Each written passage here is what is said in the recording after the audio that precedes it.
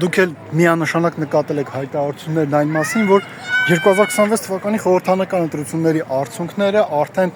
այն երեխու պես բղավում են ոմանք տեղեկատվական դաշտում։ Քավլիցի կարծել, որ Նիկոլ Փաշինյանը սուրբ է եւ նա գնալու է արդար ընտրապայքարի, սխալ կլինի։ Իհարկե, լինելու են ընտրակեղծիքներ, Փաշինյանը փորձելու է քաղաքական գործիչների, կուսակցությունների նույնիսկ թույլ չտալել մասնակցել ընտրություններին, բայց երբ որ դու այն գլխից հայտարարում ես, որ ընտրությունների արդյունքները պարզ է, դու նպաստում ես նրան, որ ընտրություններին մասնակցության քանակը բավականին ցածր լինի։ Դա իր հերթին նշանակում է հետևյալը, որ Փաշինյանի վարչական ռեսուրսի միջոցով ձևավորված